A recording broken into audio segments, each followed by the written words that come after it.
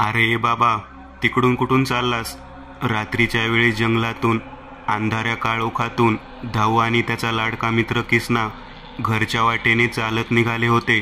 तेव्हाच धाऊ आपल्या मित्राला म्हणजेच किसन्याला म्हणाला होता.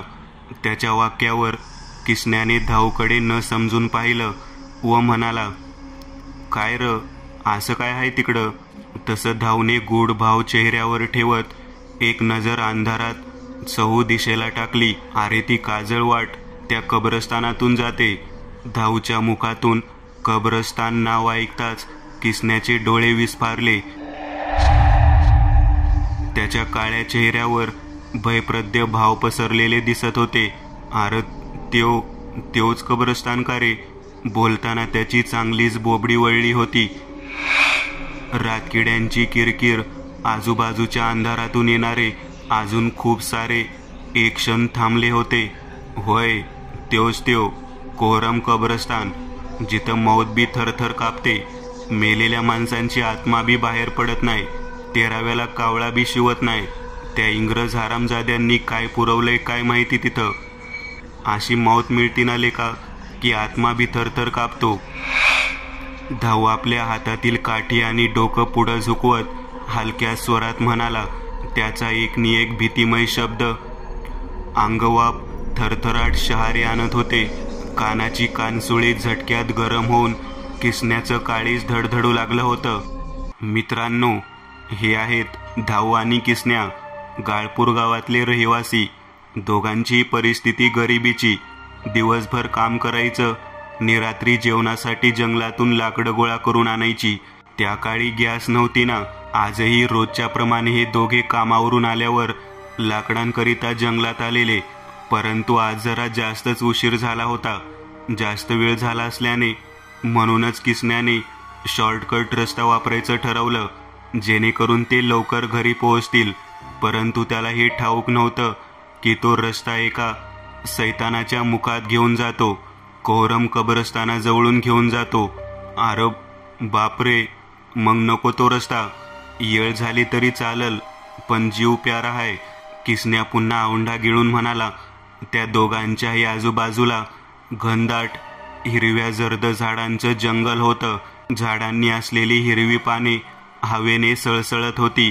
रात्र असल्याने जंगलातली झाडं विष फासल्यासारखी काळी निळी पडल्यासारखी दिसत होती. जंगलातल्या मोठ्या मोठ्या झाडांच्या फांद्यामधून चंद्र भूतासारखा डोकावून पाहत होता. त्या चंदेरी रात्रीत जंगलातून कोल्ह्यांचा तर कधी कोण्या जंगली श्वापदांचा बेसूर आवाज ऐकू येत होता. रातकिड्यांची किरकिर अभद्र आवाजात किरकिरत होती. त्या दोघांसमोर जंगलाच्या पायवाटेने तयार झालेले मातीचे 2 तपकिरी रस्ते दिसून येत होते. डावीकडे गाळपूरचा रस्ता होता, तर उजवीकडे गाळपूरची शॉर्टकट होती. परंतु ती शॉर्टकट एका कब्रस्तानाजवळून घेऊन जात होती. त्याचं नाव होतं कोहरम कब्रस्तान. चल किशा, धाऊ किशाकडे पाहत म्हणाला. परंतु किशाने त्याच्या या वाक्याला कसलेही उत्तर दिले नाही. उलट तो सावधपणे एकटक समोर पाहत थिजल्यासारखा उभा राहिला. दोन्ही हात हवेत उंचावले होते. पोलीस हात वर करा असं म्हणतात ना, तसंच पावित्रा धाऊने घेतला होता. अरे काय झालं? धाऊने आपलं वाक्य पूर्ण करता क्षणीच त्याच्या दोन्ही कानांवर एक आवाज पडला, जंगली श्वापदाच्या गुरगुरण्याचा आवाज. तो आवाज ऐकून धाऊचे दोन्ही डोळे भयाने नटून गेले. चेहरा पांढरा पडला, घशाला कोरड आली. त्या कोरड्या घशानेच धाऊने एक औंढा गिळला आणि हळूच मागे मागे वळून पाहायला सुरुवात केली. मित्रांनो, त्या काळी जंगल खूपच घनदाट असायचं. झाडतोड होत असे, परंतु आताच्या युगाप्रमाणे नव्हे. म्हणजेच मोठमोठ्या बिल्डिंग्स वगैरे उभारण्याकरिता झाडांना मुळापासून तोडण्यासारखं जंगल जाळून टाकणं इत्यादी. त्या काळी घनदाट जंगल असल्याने आणि जंगल तोड कमी प्रमाणात होत असल्याने जंगलातले सर्व प्राणी, पशु, चांगले वाईट, जसे की पुढील प्रमाणे सिंह, वाघ, कोल्हे, लांडगे इत्यादी हिंस्र प्राणी अक्षरशः मनुष्य वस्तीत येऊन शिकार करण्याची हिंमत ठेवत असत. त्याचप्रमाणे जंगलात जाता वेळेस कोणत्याही क्षणी हिंस्र प्राण्याचं दर्शन घडत असे आणि आज आता ह्या क्षणी तीच परिस्थिती ह्या दोघांवर ओढावलेली. धाऊच्या पाठीपासून ते डोक्यापर्यंतच्या भागाची हालचाल व्हायला सुरुवात झाली होती.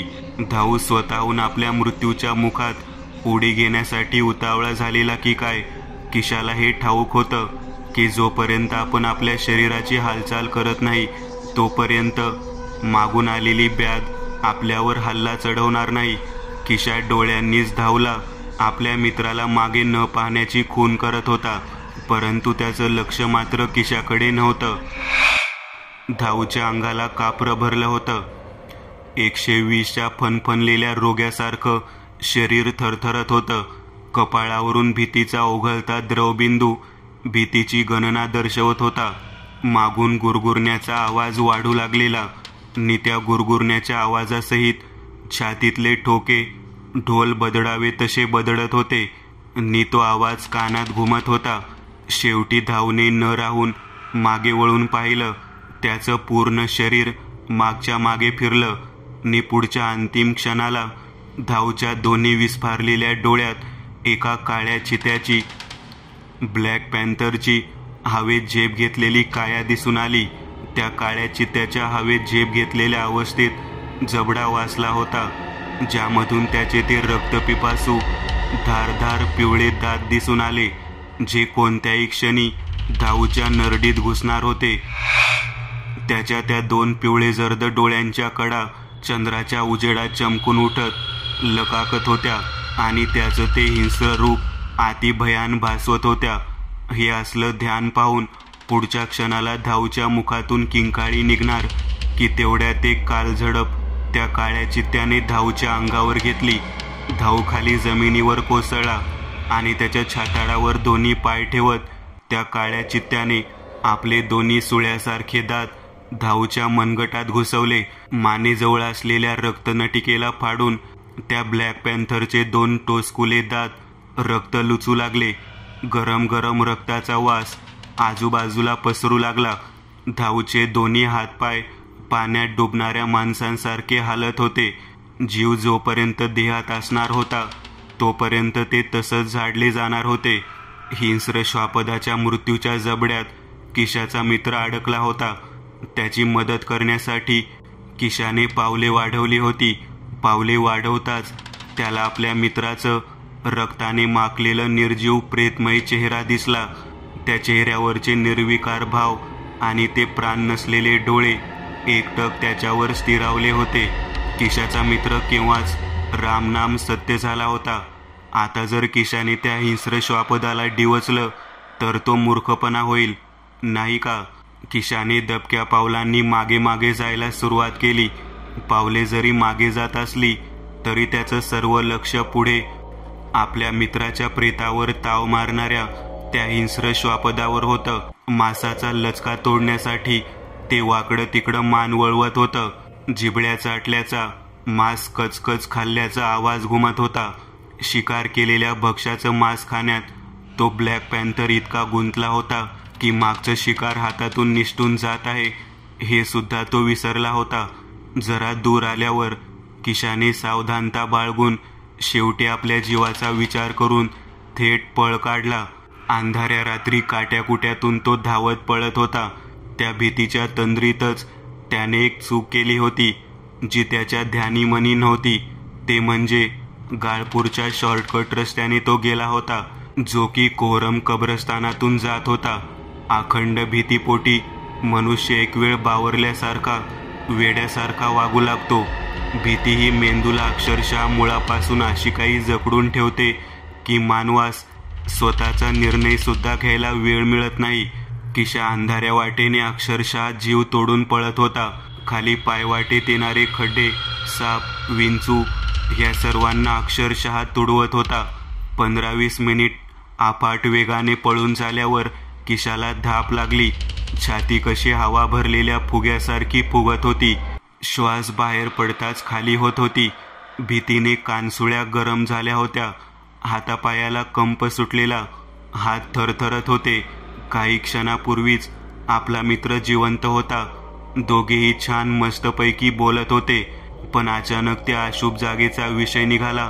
ने पुढे काय घडलं जणू त्या जागेचं नाव सुद्धा अपशकुनी असावं.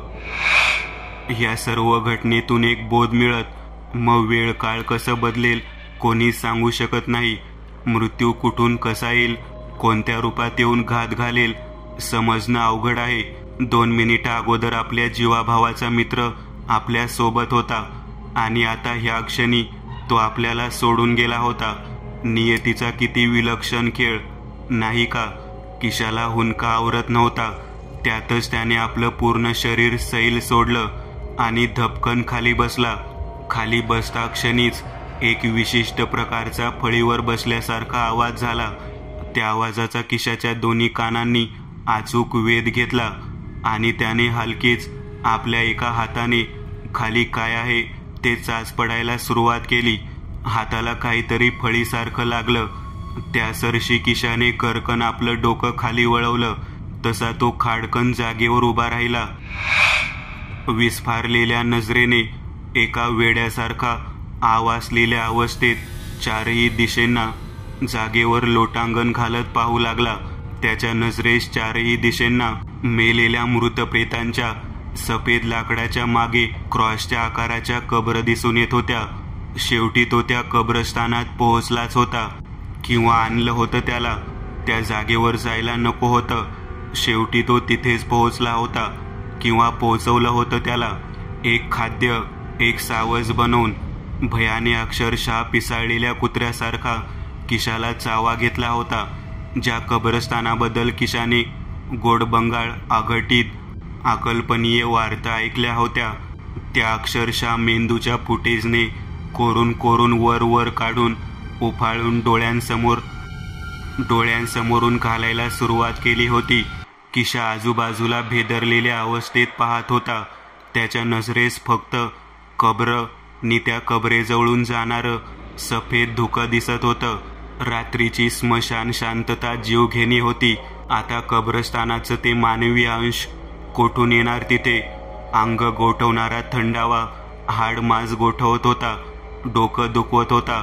किशाची भेदरलेली नजर चहूदिशेना घुमत होती की त्याच्या नजरेस एका कबरेवर एक कंदील आणि माचीस बॉक्स दिसला.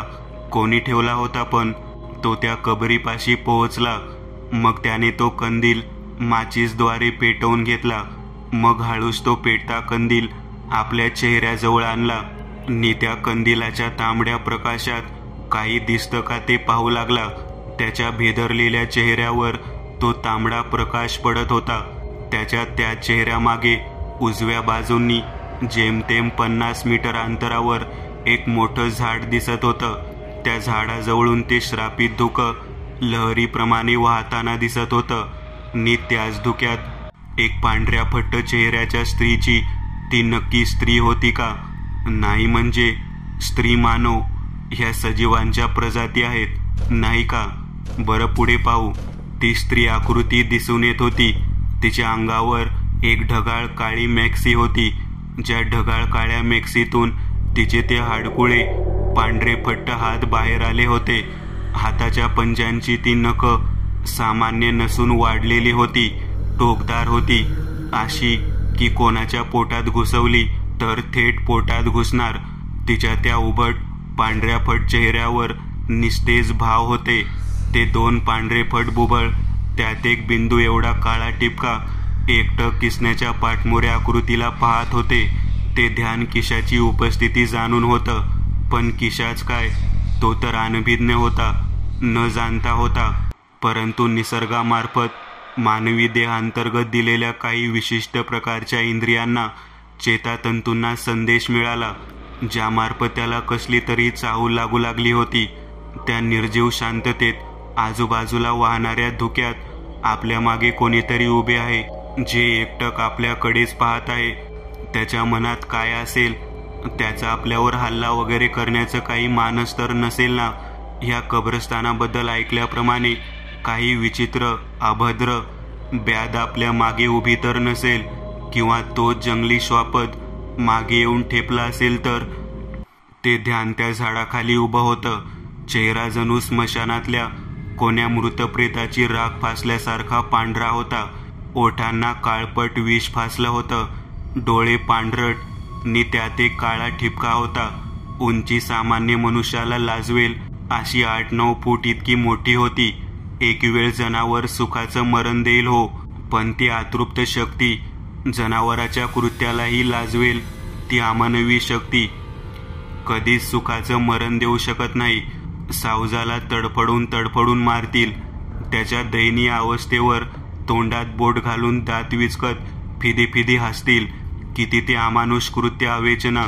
म्हणून असं म्हटलं जातं की जनावर परवडलं, परंतु या तामसी शक्ती नको. किशाला चाहूल लागताच त्याने कंदील मागे मागे वळवायला सुरुवात केली आणि थरथरत तो मागे वळला. वळताच प्रथम त्याच्या नजरेस धुक्यात अंधुकशी एक काळे कपडे घातलेली आकृती दिसून आली. किशाच्या त्या आकृतीवर नजर जाताच त्या आकृतीने आपल्या शरीराची हालचाल करत आपली पावले उजव्या बाजूला वळवली आणि त्या झाडाच्या खोडामागे गेली. कोण आहे? किशाचं वाक्य त्या पूर्ण कब्रस्तानात घुमलं.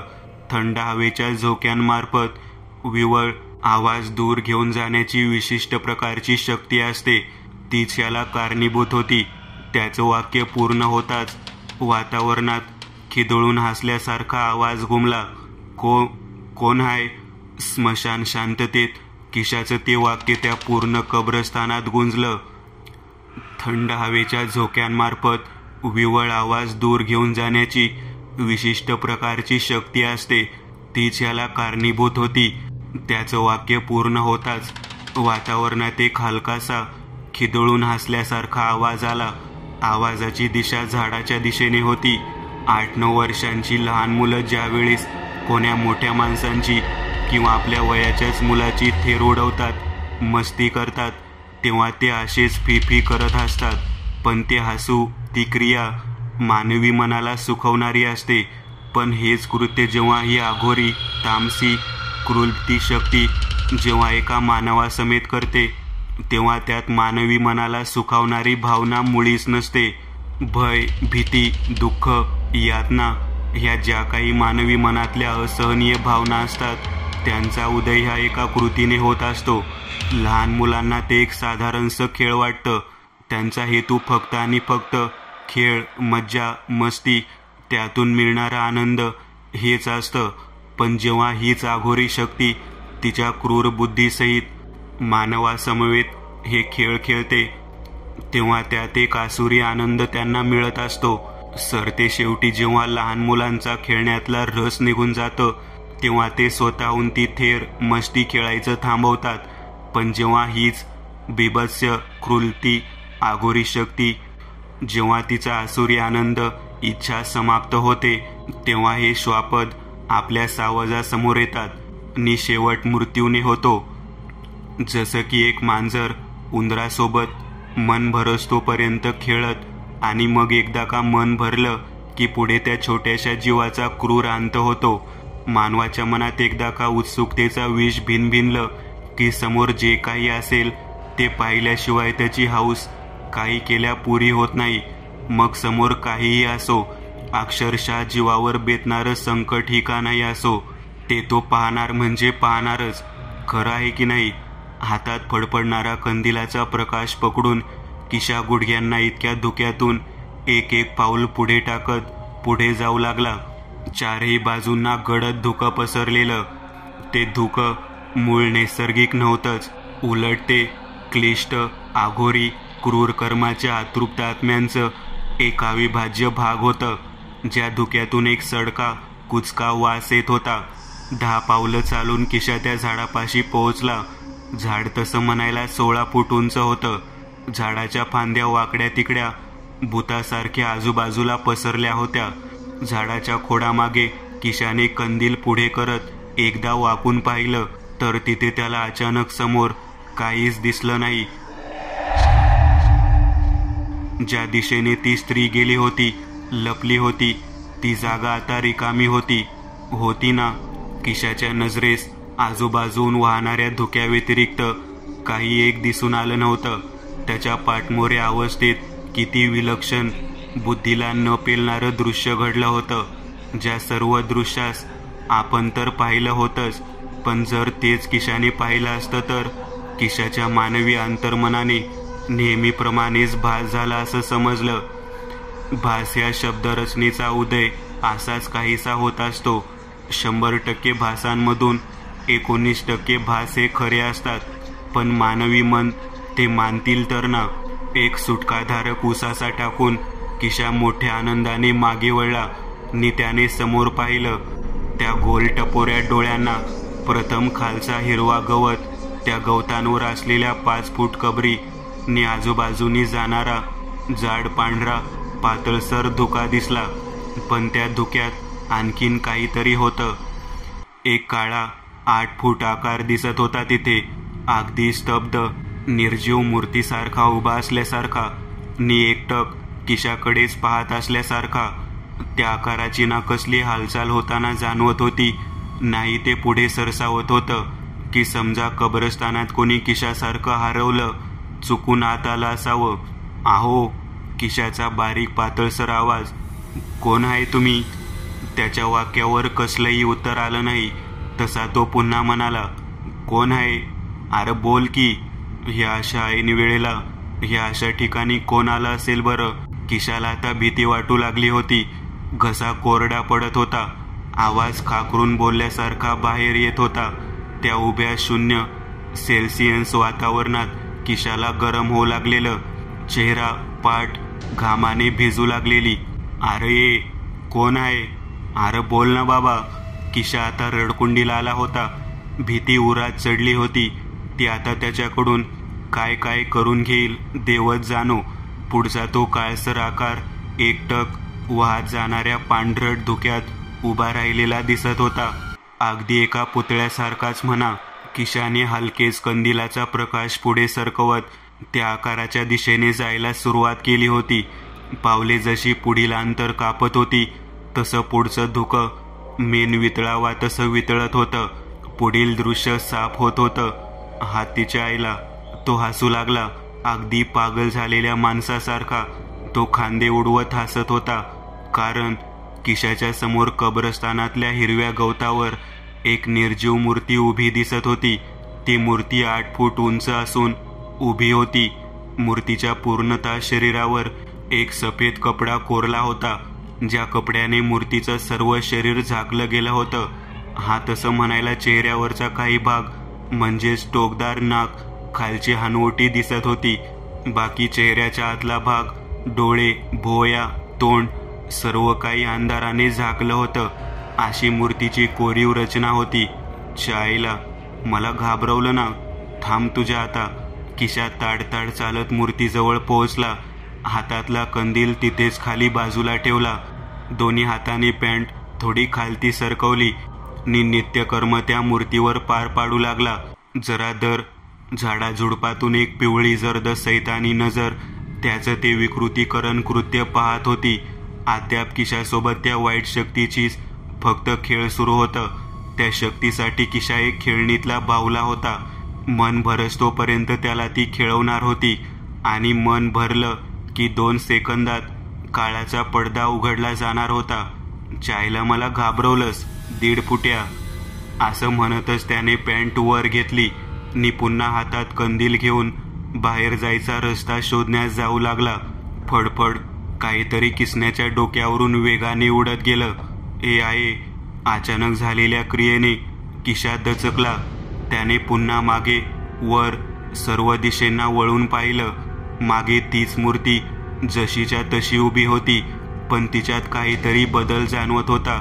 आणि तो बदल म्हणजेच त्या मूर्तीच्या खांद्यावर बसलेलं ते घुबड होय. काळ्या पिसांचं, नपट्या नाकाचं, टपोऱ्या भेदक डोळ्यांचं अपशकुनी घुबड. हातीच्या आईला, काय ब्यात घेऊन बसलीये. किशाने खाली वाकून एक दगड हाती घेतला. ए हाड तिच्या, हाड. किशाने हातातला दगड भिरकावला नव्हताच. आवाजानेच पळून जाईल असा किशाचा समज होता, पण तसं झालं नाही. ते तसंच एकटक डोळे वटारून किशाकडे पाहतच होतं. जणू किशाला दम देत आहे. ही जागा माझी आहे, तुझी नाही. हाड. अरे हाड. हाड तुझ्या आईला. काय बघते कुत्र्यावनी. हाड. किशाने आता हातातला दगड भिरकावला, पण नेम मात्र चुकला होता.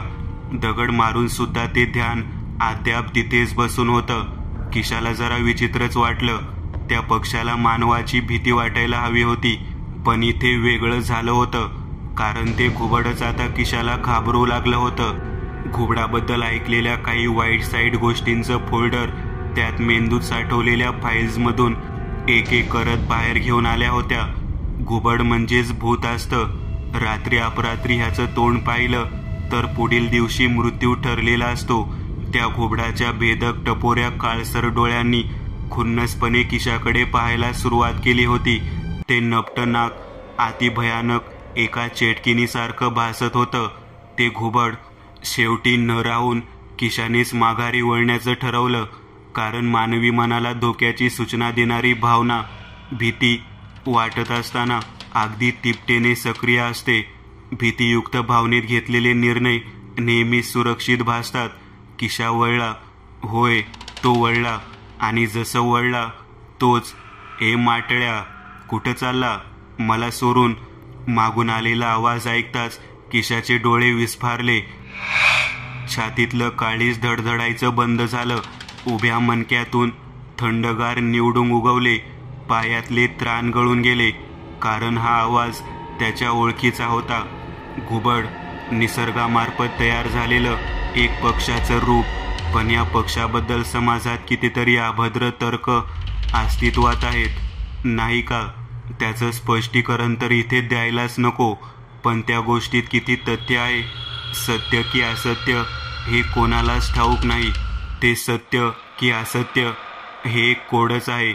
विज्ञानतेच्या दृष्टीने तर ते तर्क खोटेच आहेत. म्हणायला ते तो मानतच नाही.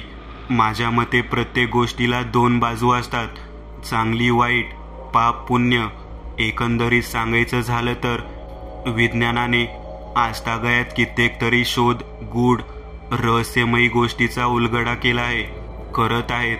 पण या भूतळावर अशा काही रहस्यमयी गोष्टी आहेत, असे काही रहस्यमयी गूढ आहेत की जे कायमचेच गूढहित आहेत. आणि त्या गोष्टींचं गूढ हे विज्ञानाला सुद्धा कधीच न उलगडता न येणारी बाब आहे. विज्ञानाला सुद्धा काही सीमेंवर गुडघे टेकायला लागतात, कारण प्रत्येकाला सीमा आहे जी तो ओलांडू शकत नाही. दिवस उजाडून गेल्यावर उगवलेल्या ह्या अंधाराच्या असीम सीमेपल्ल्याड न जाणे कोणाचं जग आहे. ह्या अंधारात मानवी नजरेआड काय वावरत असेल हे मानवाला तरी ठाऊक आहे का? विज्ञानाची शक्ती विरुद्ध अमानवीय जादूटोना, करणी, भानामती, मूठमारण, तंत्रमंत्र हे जर खरं अस्तित्वात असतील तर मग हे मान्य करावंच लागेल की नक्कीच त्या कब्रस्तानात वावरणाऱ्या घातकी तामसी सैतानाने आपल्या अमानवीय शक्तीमार्फत निसर्गाने तयार केलेल्या पक्षाचं एक हिडीस नकली रूप तयार केलं होतं. आणि आता आपल्या सावजाला घाबरवण्यासाठी त्याचा वापर सुरू होतं. कारण भीती हेच सुख, भीती हेच आनंद आणि भीती हेच त्याचं कुराक होतं. किशाने त्या घुबडाला हाकलण्याचा पुरेपूर प्रयत्न केला, दम दिला, हाकरलं, शेवटी दगड मारून सुद्धा पाहिली. पण ते ध्यान काडीचाही न हालता डब्बूसारखं तसंच बसलं होतं. त्याच्या गारगोटी काचेच्या लालसर ठिपका पिवळे जर्द चकाकत्या बुबळांनी एकटक किशाच्या नजरेस नजर भिडवत होता. ती शून्यातली थंड नजर ऐन थंडीत किशाच्या मानेवरचे केस ताठरून गेली. मनात भीतीचा स्फोट झाला. लहान लहान भीतीच्या जीवाणूंनी मनावर अंमळ चढवायला सुरुवात केली. मेंदूला बधिरता आली. शेवटी भीतीपोटी त्याने हार मानली आणि जायला घरकन मागे वळला. आणि जसं तो वळला त्याच्या एका गिरकीनेच सर्व काही बदललं होतं. विज्ञानाच्या तर्कांना एक हादरा बसला. विश्वास अविश्वासाचा कल्लोळ माजला. किशा मागे वळताच मागून एक छन्नी हास्य आणि हास्याला जोड म्हणून एक किन्नरी स्वरातला आवाज आला. किशाचे डोळे विस्फारले. ए माटळ्या! माटळ्या ही हाक काही वेळा अगोदर मेलेला धाऊ हाच त्याला मारायचा. त्याच्या व्यतिरिक्त कोणालाही ते नाव ठाऊक नव्हतं. धाऊ, कुठं आहेस तू? किशाची पावलं जागेवर थांबली.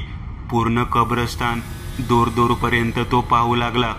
जर धावत्या काळ्या श्वापदाकडून सुटला असेल तर तो इथेच कुठेतरी रक्तबंबाळ अवस्थेत पडला असला पाहिजे. त्याला आपली मदत हवी असेल. किशाचे मनोमन विचार. अरे रांडच्या, इकडं तिकडं कुठं पाहतो आहेस? इथं वर बसलोय की मी, दिसत नाही का तुला? माटळ्या. पुन्हा तोच किन्नरी आवाज आला. वर ह्या शब्दांसरशी किशाने एक वेळ खाली पाहिलं. हिरवगार गवत, त्यावर त्या मूर्तींचे पांढरे फट्ट पाय दिसत होते. हळूहळू किशाने मान वर वर आणायला सुरुवात केली. पाय पुढे, कंबर नि मागं हात, डोकं.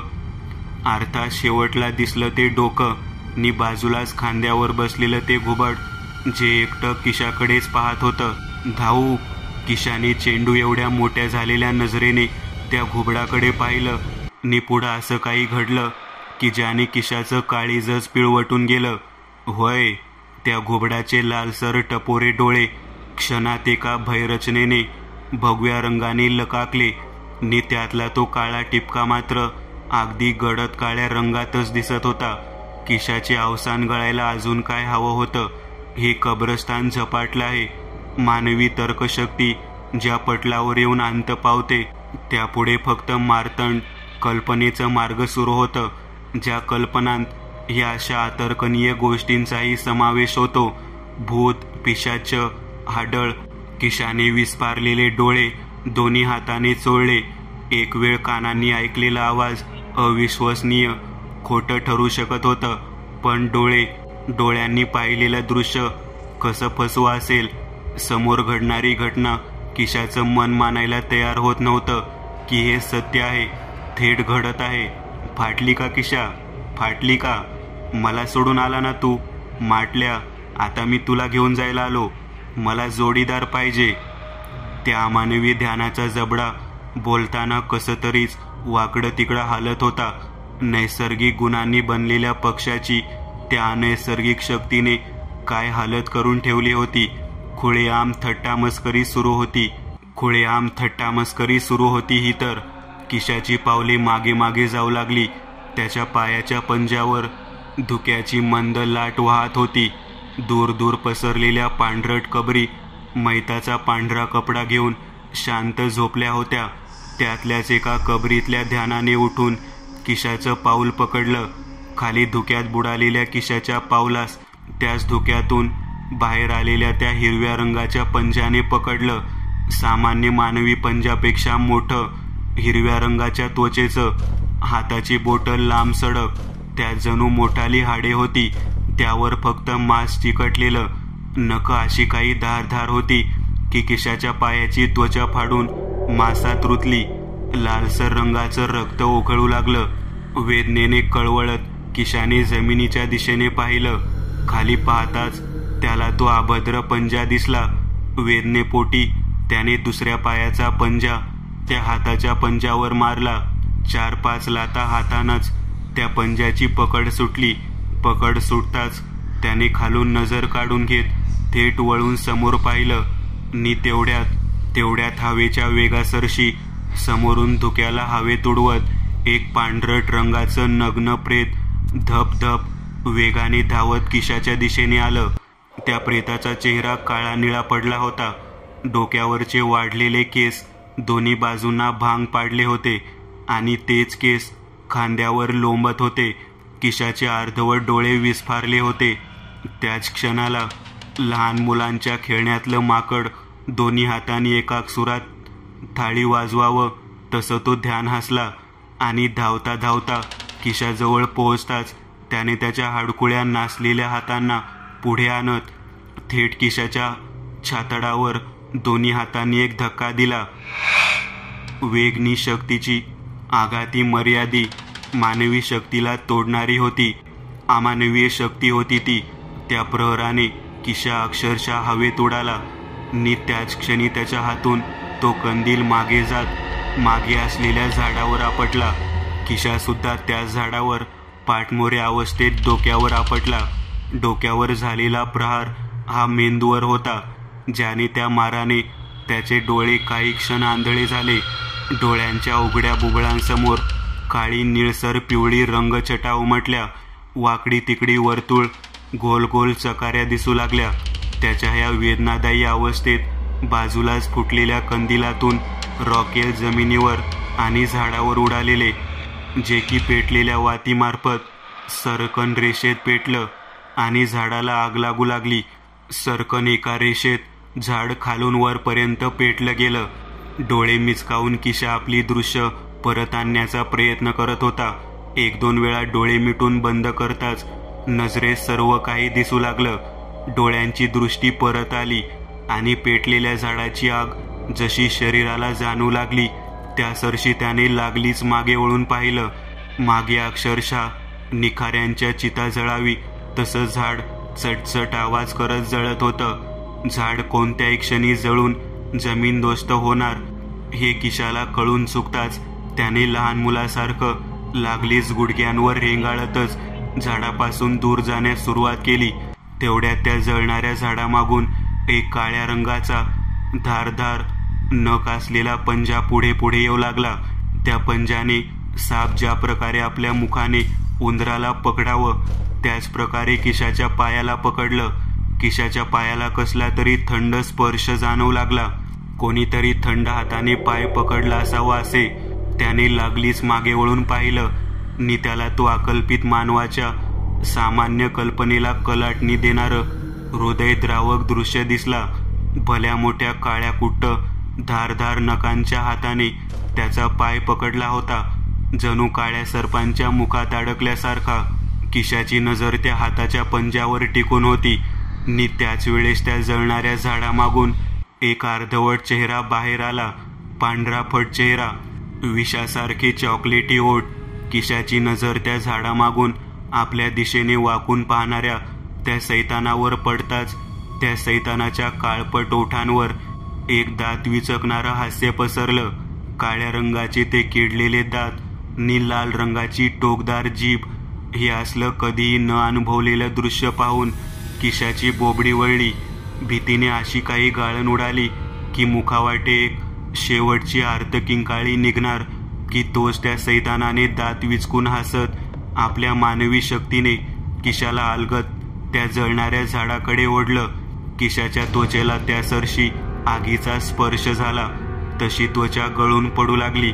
मांस जळाल्याचा, केस जळाल्याचा आणि किंकाळ्या फुटणाऱ्या आवाजांनी तो कोहरम कब्रस्तान दणाणून निघू लागला.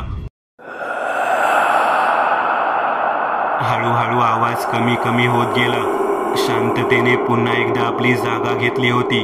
काही वेळाने रातकिडे किरकिर करू लागले. पेटलेलं झाड जळून खाक झालं होतं. झाडाची जळून झालेली पांढरट राख, त्या राखेतच किशाचं अर्धवट जळालेलं धड जसेच्या तसं तिथे पडलेलं दिसत होतं. त्याचा भयान अंत झाला होता, परंतु फेरा मात्र इथेच थांबला नव्हता. काही दिवसानंतर रात्रीची वेळ होती. एक नवरा बायको असलेलं जोडपं जंगलातून घरी जायला निघाले होते. गंगे, जाम येल झाले, शॉर्टकट घेऊ चल, रामू आपल्या बायकोला म्हणाला. तसं तिने फक्त होकारार्थी मान हलवली व दोघे निघाले त्यांच्या मृत्यूच्या दिशेने, म्हणजेच कोहरम कब्रिस्तान. मित्रांनो, आज पुरतं एवढंच. तुम्हाला जर काही गोष्ट आवडली असेल तर नक्की लाईक करा. तुमच्यापैकी बरेचसे जण व्हिडिओ लाईक न करताच पळून जातात, पण हा जर व्हिडिओ तुम्ही लाईक केला तर मला जरा बरं वाटेल आणि असेच भारी भारी व्हिडिओ बनवायची माझ्यात एनर्जी येईल. त्यामुळे नक्की लाईक करा. आणि अजूनही कोणी या चॅनलला सबस्क्राईब केलेलं नसाल तर लगेच सबस्क्राईब करून टाका. आणि बाजूची घंटी ती मात्र दाबायला विसरू नका. देवाची घंटी आहे ती. चला तर मग पुन्हा भेटूया अशीच एक आगळी वेगळी गोष्ट घेऊन पुढच्या